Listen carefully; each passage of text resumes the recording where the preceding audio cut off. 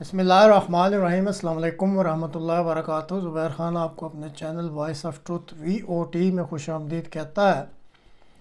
آج کے پروگرام میں کچھ بات پاکستان کے بارے میں اور آخر میں مختصر سا تبصرہ جو روس اور یوکرین کی جنگ چل رہی ہے، کیا تازہ صورتحال ہے اور وہ معاملہ کیسے آگے بڑھ رہا ہے۔ تازہ ترین جب یہ ویڈیو ریکارڈ کی جا رہی ہے، اس وقت تک کی اطلاعات کے مطابق پاکستان میں جو عجیب و غریب سی صورتحال بنی ہوئی ہے۔ بہرحال عمران خان صاحب کو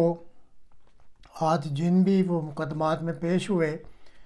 ان کو ان کی خواہش کے مطابق اگلی جمعرات تک ضمانتیں بھی مل گئی ہیں، اور جو کوئی القادر ٹرسٹ یا یونیورسٹی کیس تھا اس میں بھی ان کو فوری کچھ ریلیف مل گئی ہے۔ اب یہ جو صورتحال چل رہی ہے، اس میں اگر ناظرین آپ یہ پروگرام باقاعدگی سے دیکھتے ہوں تو میں کئی دفعہ اس صورتحال کا پس منظر بتا چکا ہوں، لیکن جب پاکستانی میڈیا اور جو مین میڈیا اور سوشل میڈیا اس پہ جب میں بڑے بڑے ترم خانوں کو لاف گزانیاں کرتے دیکھتا ہوں تو ایسے لگتا ہے کہ کوئی بھی وہ جو بنیادی نقطہ ہے اس کو وہ سارے فراموش کر دیتے ہیں۔ اب پاکستان جغرافیائی لحاظ سے جس خطے میں واقع ہے، اس خطے میں واقع ہونے کی وجہ سے پاکستان کی جو اسٹریٹجک امپورٹنس ہے وہ سپر پاورز کے لیے بہت اہمیت کی حامل ہے۔ اب عمران خان جو تھے، انہوں نے ان سپر پاورز کے جو اسٹریٹجک مفادات تھے ان کے خلاف بات چیت کی یا نظریات رکھتے تھے، اور اسی وجہ سے پھر سپر پاورز نے مل کر فوجی جرنیلوں کو اعلی کار بنایا اور ان کو اقتدار سے چلتا کیا۔ اب جب تک ان سپر پاورز کے اسٹریٹجک مفادات جو ہیں پاکستان پر، اس کی لوکیشن کی وجہ سے یہ ان کے اسٹریٹجک مفادات میں اس ملک کی اہمیت ہے، اور عمران خان اپنے نظریات نہیں بدلتے، تو یہ آپ چیز نوٹ کر لیں کہ بظاہر ایسا لگتا ہے کہ وہ عمران خان کو دوبارہ اقتدار میں نہیں آنے دیں گے۔ اب یہ جو فوجی جرنیل ہیں انہوں نے کوشش کی، لیکن عمران خان صاحب کے جو نظریات ہیں وہ کافی سخت ہیں، اور اس میں وہ کوئی وہ تبدیلی لانا نہیں چاہتے۔ چنانچہ جب یہ چیز واضح ہو گئی ان فوجی جرنیلوں کے پاس یا ان کے مائنڈز میں کہ جی ہم کنونسڈ ہیں کہ عمران خان اپنے نظریات میں تبدیلی نہیں لا سکتے، تو انہوں نے پھر دو مقاصد اپنے سامنے رکھ لیے، جس میں سے پہلا مقصد یہ ہے کہ ہر صورت عمران خان کو پاکستان کے سیاسی منظرنامے سے ہٹانا ہے، اور دوسرا مقصد یہ ہے کہ ان کی یہ جو پارٹی ہے اور جو اس کے قومی یا ریجنل عہدیداران ہیں، کچھ ایسا چکر چلایا جائے یا کوئی ایسی صورتحال پیدا کی جائے کہ اس پارٹی پر پابندی لگ جائے یا اس کو بین کر دیا جائے، اور اسی طرح جو اس کی قومی اور ریجنل لیڈرشپ ہے ان کو بھی نااہل کر دیا جائے۔ اب ان مقاصد کو حاصل کرنے کے لیے ناظرین آپ اس سے اتفاق کریں گے کہ بڑے عرصے سے مختلف طریقے آزمائے جا رہے ہیں۔ ابھی تک تو وہ کامیاب نہیں ہو رہے تھے، لیکن اب بظاہر ایسا لگتا ہے کہ وہ اپنے مقصد میں کامیاب ہونے کے بہت قریب پہنچ چکے ہیں، اور اس مقصد میں یہ جو فوجی جرنیلوں کا ٹولہ جس مقصد کے لیے سارا کچھ کر رہا ہے، ان کو اس مقصد میں کامیابی کے لیے اس وقت پارلیمنٹ، سیاسی پارٹیوں، بہت ساری سیاسی پارٹیوں، عدلیہ اور میڈیا کی بہت زیادہ حمایت بھی حاصل ہے۔ لیکن یہاں پہ ایک چیز آپ کو فوجی نقطہ نظر سے سمجھانی مقصود ہے کہ جب میدان جنگ میں فوج نے جانا ہوتا ہے تو اس پروسیس کو وہ جو فوج کا ایک مشن ہوتا ہے اس کو کہتے ہیں اپریشیٹ کرنا، اور پھر انالیسز آف سچویشن کرنا، یعنی ساری صورتحال کا جائزہ لیا جاتا ہے، پھر اس کا تجزیہ کیا جاتا ہے، اور ان ساری انفارمیشن کی موجودگی میں پھر ایک ایم یا مشن بنایا جاتا ہے اور مختلف جو ہے نا اس مین ایم یا مشن کو حاصل کرنے کے لیے مختلف آپشنز جو ہیں ان کو کنسیڈر کیا جاتا ہے اور پھر جو بھی بیسٹ آپشنز ہوتی ہیں اس پہ عمل کر کے وہ اپنا مقصد جو ہے اس کو حاصل کرتے ہیں۔ اب پاکستانی فوج کے جو جرنیل ہیں اس وقت ٹھیک ہے وہ میدان جنگ میں تو نہیں ہے، کسی مطلب دوسرے بیرونی ملک کی فوج کے ساتھ تو دشمنی نہیں کر رہے یا ان سے جنگ تو نہیں لڑ رہے، لیکن سیاست میں وہ تقریباً جو سیاست کا میدان ہے انہوں نے کوئی اس میں بھی جنگی صورتحال پیدا کر رکھی ہے۔ لیکن افسوس کے ساتھ کہنا پڑتا ہے کہ جو بھی ان کی ٹیم ہے جو زمینی حقائق ہیں ان کا ادراک کر کے جو اس نے انالیسز آف سچویشن کیا ہے یا زمینی حقائق کو اپریشیٹ کرنے کی جس کی ڈیوٹی لگی تھی، لگتا ہے کہ اس نے اپنا کام زمینی حقائق کے ادراک کے مطابق نہیں کیا، اور اگر کیا ہے تو پھر اس کو زمینی حقائق کا درست ادراک نہیں ہو سکا۔ اور پھر یہ ہوتا ہے میدان جنگ میں بھی ہوتا ہے کہ اگر آپ کی اپریسیشن اور انالیسز آف سچویشن کسی جگہ اس میں فالٹ رہ جائے تو جب آپ پریکٹیکلی گراؤنڈ میں اترتے ہیں تو پھر آپ کو بعض دفعہ اپنے ان قصوروں کی وجہ سے یا ان نالائکیوں کی وجہ سے پھر ہزیمت کا سامنا کرنا پڑتا ہے اور اس میں پھر نقصان اٹھانا پڑتا ہے۔ اب کہاں غلطی ہوئی اس موجودہ جو جرنیلوں کا ٹولہ ہے اس کو یہ ساری اپریسیشن یا انالیسز آف سچویشن یا جو گراؤنڈ سے انفارمیشنیں ملی ہیں اور ان کی بنیاد پر انہوں نے جو پھر کوئی فیصلے کیے ہیں، یہ تو اب اپنا فوج کا اپنا نظام ہے وہ اس پہ غور کریں کہ کہاں پہ غلطی ہوئی۔ لیکن یہاں ایک چیز واضح کرنا ضروری ہے کہ کیوں اس کو ایک غلط صورتحال کہا جا رہا ہے یا غلط انفارمیشن کی بنیاد پر یہ پلاننگ کی گئی کہ گزشتہ 72 گھنٹوں میں 70 کے قریب نوجوان جن میں میجورٹی جو ہے وہ KPK کی ہے ان کو شوٹ ٹو کل براہ راست گولیاں مار کے سروں میں ان کو ہلاک کر دیا گیا ہے۔ اور پھر شوٹ ٹو کل کے جو آرڈر دیے گئے اس میں جو KPK کے FC کے میجر جنرل ہیں صلاح الدین مسعود، انہوں نے معذوری ظاہر کی، ان کی آپ تصویر دیکھ رہے ہیں، ان کو پھر استعفیٰ دینے پر مجبور کر دیا گیا۔ لاہور کے کور کمانڈر ہیں لیفٹیننٹ جنرل سلمان فیاض غنی، انہوں نے معذوری ظاہر کی تو ان کو بھی استعفیٰ دینے پر مجبور کر دیا گیا۔ پھر اسی طرح کور ہیڈ کوارٹر میں ایک چیف آف سٹاف ہوتے ہیں بریگیڈیئر کے لیول کے، بریگیڈیئر بھی 1 سٹار جنرل کے برابر ہی ہوتا ہے، عامر کیانی صاحب، ان کو بھی مجبور کر دیا گیا کہ آپ بھی گھر چلے جائیں۔ اسی طرح شنید ہے کہ لاہور کی جو کور ہے اس میں ایک بریگیڈ کمانڈر اور اسی طرح ایک بٹالین کمانڈر ہیں جو انہوں نے بھی شوٹ ٹو کل کا جو آرڈر ہے اس کو ماننے سے انکار کر دیا، لہٰذا ان کو بھی کہا گیا کہ آپ پھر استعفیٰ دے دیں۔ اب غیر مصدقہ اطلاعات جو ہیں، کیونکہ یہ ذہن میں رکھیں کہ میں لفظ غیر مصدقہ کہہ رہا ہوں، ان غیر مصدقہ اطلاعات کے مطابق جنرل حسن ہیں 11 کور کے کمانڈر جو پشاور میں ہیں، جنرل آصف ہیں 12 کور کمانڈر کے کوئٹہ میں، اور جنرل ثاقب ہیں 31 کور کمانڈر بھاولپور کے۔ پھر میں ریپیٹ کر رہا ہوں کہ غیر مصدقہ اطلاعات کے مطابق انہوں نے بھی چیف کی پالیسیوں سے یہ جو شوٹ ٹو کل کے آرڈر ہیں ان کو ماننے سے معذوری کا اظہار کیا ہے اور اپنے استعفے پیش کر دیے ہیں۔ اور پھر ناظرین آپ کو علم ہوگا کہ ایک ایمرجنسی میں نیشنل سیکیورٹی کمیٹی کی میٹنگ بلائی گئی تھی، اس کے بارے میں بھی جو اب اطلاعات ملی ہیں وہ یہ ہے کہ joint chief of staff general Tahir Shamshad, اسی طرح نیوی اور ایئر فورس کے چیف جو ہیں انہوں نے اس میٹنگ میں شامل ہونے سے معذوری ظاہر کر دی، اس لیے پھر فوری طور پہ اس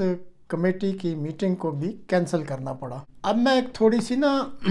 گہری بات کرنا چاہتا ہوں، اور امید ہے آپ اس کو غور سے سنیں گے، اور اس مسئلے کو، یہ جو اب صورتحال اختیار ہونے جا رہی ہے یا جو بننے جا رہی ہے، اس کو سمجھنے میں آپ کو کچھ مدد ملے گی۔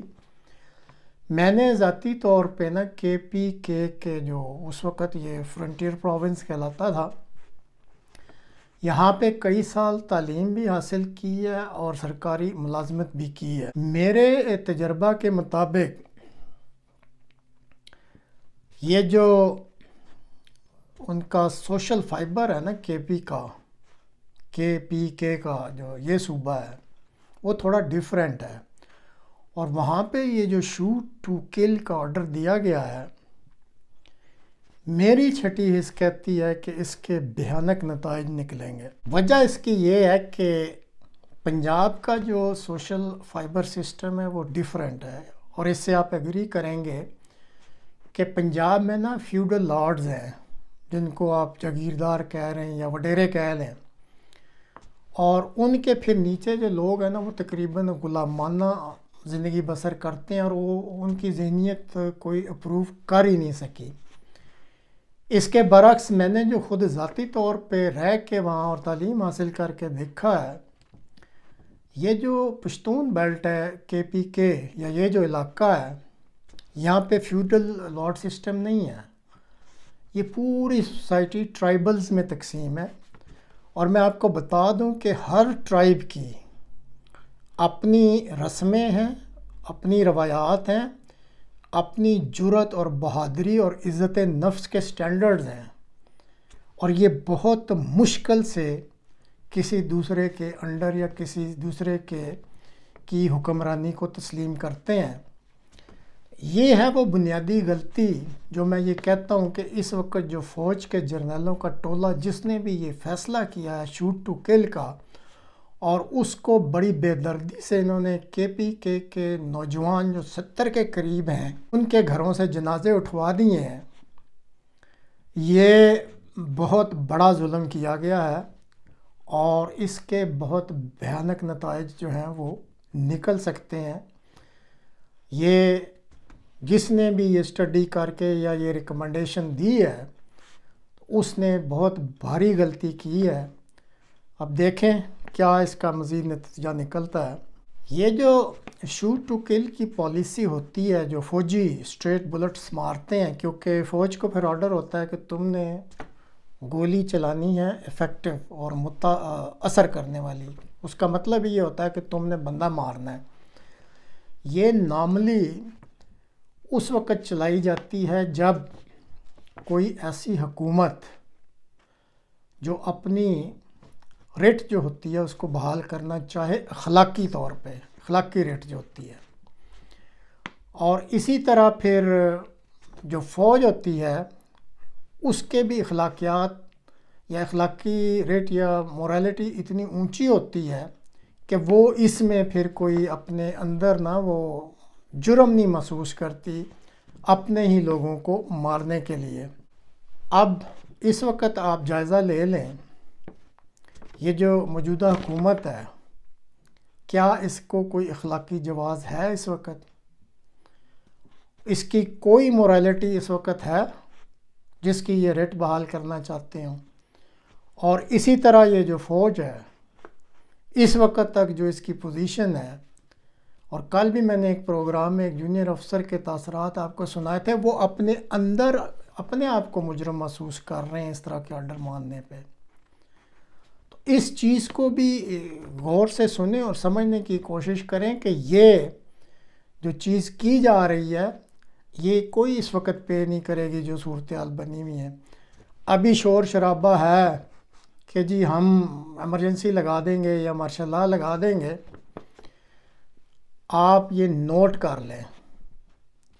اور میں کیوں کہنا چاہتا ہوں کہ 1977 میں تو میں خود تھا، 1969 میں بطور طالب علم ہم شامل رہے ہیں، پھر 1999 کا مارشل لاء لگا ہے، اس میں کم از کم جو فوجی جرنیل تھے یا پورے فوجی ادارے کی ایک اخلاقی طور پہ عزت تھی اور عوام اس کے ساتھ تھے، اس لیے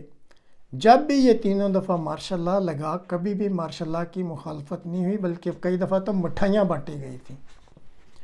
اب آپ بالکل دیانتداری سے بتائیں کہ جو اس وقت صورتحال چل رہی ہے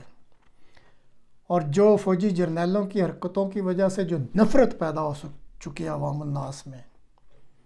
کیا فوج کے پاس ایسا کوئی اخلاقی جواز رہ گیا ہے کہ وہ مارشل لا یا ایمرجنسی لگا کے ان پاکستانی عوام کی ہمدردی حاصل کر سکتے ہیں؟ Absolutely not. لکھ لیں آپ، نفرت انتہا تک پہنچی ہوئی ہے۔ اس لیے اگر یہ حکومت سمجھتی ہے یا ان کے چکمے میں آ کے جو موجودہ چیف ہیں وہ ایمرجنسی یا مارشل لا کا سوچتے ہیں، میں نے ابھی آپ کو نام گنوائے ہیں، یہ بہت بڑی بات ہوتی ہے کہ آپ کے چار کور کمانڈر جو ہیں وہ استعفیٰ دے دیں آپ کی پالیسی کے خلاف۔ ایسا کبھی پاکستان کی ہسٹری میں نہیں ہوا۔ عوام جو ہے وہ آپ کے ویسے خلاف ہے، آپ کا تو اخلاقی جواز ہی ختم ہو چکا ہے۔ تو یہ ایک مزید آپ ایسی غلطی کریں گے، اور یہ میں جو اوپر جو ہیڈنگ کو دیا ہے یا یہ جو آپ کو کہا ہے کہ فوجی جرنیل جو بلنڈر پہ بلنڈر کریں، یہ اس سے بڑا بلنڈر ہوگا جو آپ اس وقت تک کر چکے ہیں اگر آپ اس ملک پہ ایمرجنسی لگاتے ہیں یا مارشل لا لگاتے ہیں۔ آپ کے پاس کوئی اخلاقی جواز نہیں ہے یہ کام کرنے کا۔ ٹھنڈے دل سے بیٹھ کے سوچیں، جو ایک صحیح طریقہ ہے آج کل کی ماڈرن دنیا ہے، یہ تہذیب والی دنیا ہے، مہذب لوگوں کا جو طریقہ ہے، ملکوں کو اسٹڈی کریں آپ، اور پھر جا کے جن لوگوں کے آپ باتوں پہ یا ایڈوائس پہ یا نصیحتوں پہ چل رہے ہیں، یا جو آپ کا کوئی سسٹم ہے اپریشیٹ کرنے کا یا انالیسس کرنے کا، اس کو درست کریں۔ زمینی صورتحال اس وقت بالکل ڈیفرنٹ ہے، اور مزید اس قوم کے ساتھ اور اس ملک کے ساتھ پلیز کھلواڑ نہ کریں اور نہ ہی کوئی مزید بلنڈر کریں۔ جہاں تک یوکرائن کی صورتحال ہے، تو جیسے کئی پروگراموں میں بتایا تھا کہ ایک اسپرنگ اوفینسو آنا ہے، لیکن یوکرائن کے ہی بعض سینئر فوجی جو عہدیداران ہیں وہ ہنستے ہوئے یہی کہتے ہیں کہ جی موسم کے لحاظ سے اس کو اسپرنگ اوفینسو کا نام دیا گیا تھا، تو اگر کچھ حملے کیے جا رہے ہیں تو آپ سمجھ لیں کہ یہ اسپرنگ اوفینسو کی شروعات ہو چکی ہیں۔ جو روس کی خبر رساں ایجنسی تاس ہے، اس کی رپورٹ کے مطابق ایک دن میں یہ جو سولیڈار کا علاقہ ہے جو آپ نقشے پہ دیکھ رہے ہیں، یوکرائن کی طرف سے 26 حملے کیے گئے ہیں، 40 ٹینک انہوں نے استعمال کیے ہیں، اور اسی طرح مختلف ہتھیار۔ اور یہاں پہ جو رشینز ویل پریپیئرڈ ڈگ ان پوزیشنز کہلاتی ہے، جو دفاعی پوزیشنیں، انہوں نے کوشش کی کہ ان کی دفاعی پوزیشنوں کو روندیں اور کوئی اپنا ایڈوانس کرنے کی کوشش کریں، لیکن روسی افواج نے جو اچھی طرح اپنی دفاعی پوزیشنوں میں تھے، ان کی یوکرائن کی فوجوں کے سارے حملے ناکام بنا لیے، اور کافی ان کی کیجولٹیز بھی ہوئی ہیں، یوکرائنی فوجی مرے بھی ہیں اور زخمی بھی ہوئے ہیں۔ اسی طرح انہوں نے ان کا ایک Su-27 فائٹر جیٹ ہے اس کو بھی مار گرایا ہے، 24 کے قریب ان کے جو کمبیٹ ڈرونز تھے ان کو مار گرایا ہے۔ اسی طرح یہ زاپاریژیا کے علاقے میں ایک آئل ڈمپ تھا ان کا یوکرائنز کا، اس کو بھی تباہ کر دیا ہے۔ اس کے علاوہ اور بہت سارا ویپنز جو ہے وہ یوکرینینز کا روسیوں نے تباہ کر دیا۔ تو کہنے کا مقصد یہ ہے کہ پیچھے جو پچھلا 24 گھنٹے میں 26 حملے یوکرینی فوج نے کیے ہیں روسیوں کی اس علاقے میں ڈیفینسو پوزیشنز میں پینیٹریٹ کرنے کے لیے، کوئی کامیابی نہیں ہوئی۔ ہاں البتہ یہ جو باخموٹ یہ جو آپ نقشے میں دیکھ رہے ہیں، یہاں پہ بڑے عرصے سے وہ ٹک ٹک کے طریقے سے جنگ جاری ہے۔ تو اس میں گو یوکرائن نے دعویٰ کیا ہے کہ جی انہوں نے روسی فوج کو 2 کلومیٹر پیچھے دھکیل کے اپنا علاقہ آزاد کروا لیا، لیکن روسی ڈیفنس منسٹری نے ان کے اس کلیم کو فوری طور پہ ریجیکٹ کیا ہے اور کہا ہے کہ جی یہ ہم نے کوئی شکست نہیں کھائی، یہ جب وار چل رہی ہوتی ہے تو ملٹری اسٹریٹجی کے تحت انہوں نے ایک اپنی پلاننگ میں تبدیلی کر کے خود 2 کلومیٹر کا علاقہ جو ہے اس کو وڈرا کر کے اپنی پوزیشنوں کو بہتر بنانے کے لیے اس کو خالی کیا ہے، جس کو یوکرائن کہہ رہا ہے کہ جی اس نے باخموٹ کے علاقے میں یہ 2 کلومیٹر علاقہ آزاد کروا لیا۔ ایسی کوئی بات نہیں ہے، یہ روس کے مطابق ایک فوجی منصوبہ بندی کا ہی حصہ تھا۔ اس کے علاوہ روس نے بڑے کھلے الفاظ میں کہہ دیا ہے کہ امریکہ تو بھی سن لے، مغربی ممالک کو بھی کہا جی ناٹو کے دوسرے ممالک بھی سن لیں، جو مرضی ہے دینا ہے تم نے یوکرین کو دے لو، ہم ہر کسی چیز کے لیے تیار بیٹھے ہیں، ہمیں کوئی پرواہ نہیں ہے، یہ جنگ سال چلتی ہے 2 سال چلتی ہے، ہم بیٹھے ہیں تم سے نمٹنے کے لیے۔ بہرحال یہ اب تک کی صورتحال تھی، جو یہ 2 فرنٹ کھلے تھے اس میں تو کوئی ایسی خاص چیز سامنے نہیں آئی۔ اب اگلے دنوں میں اگر کوئی مزید اس میں تبدیلی ہوتی ہے یا کوئی ایسا مارکا یا کوئی واقعہ رونما ہوتا ہے تو وہ پھر آپ تک پہنچا دیں گے۔